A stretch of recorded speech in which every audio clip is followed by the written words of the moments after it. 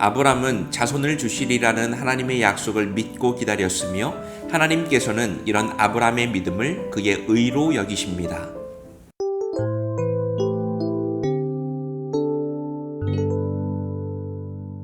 아브람은 자손에 대한 하나님의 약속이 어떻게 이루어질 것인가에 대한 기대감과 두려움을 동시에 느낍니다.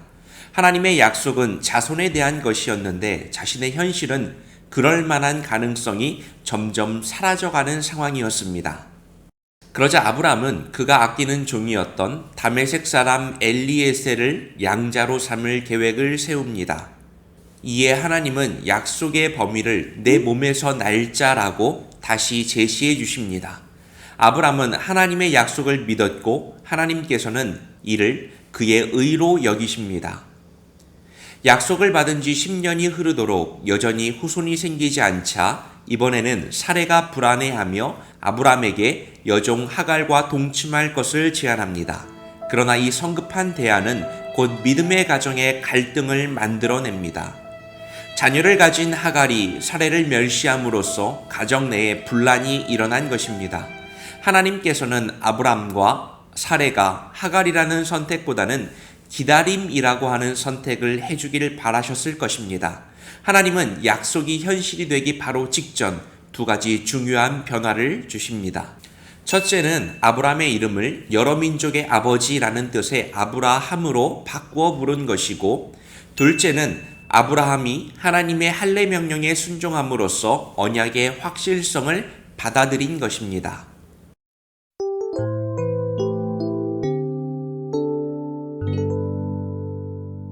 우리의 삶은 하나님의 약속과 그에 대한 기다림 속에 놓여져 있습니다.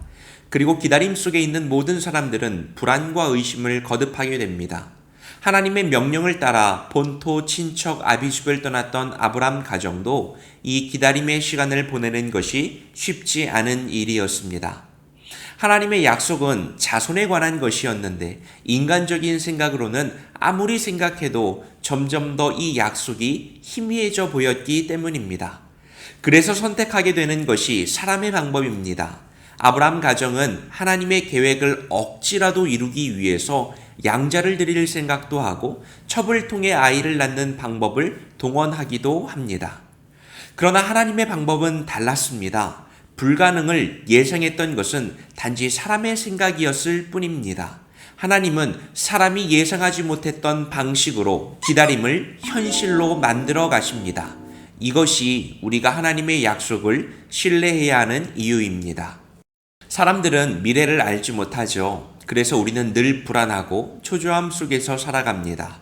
아브람 가정과 마찬가지로 우리 역시 그 불안을 메우고자 사람의 방법들을 동원할 때가 참 많이 있습니다. 그러나 하나님의 약속이 이루어지는 것은 사람의 기다림이 믿을 만한 것이어서가 아니라 하나님의 약속이 신실하기 때문입니다.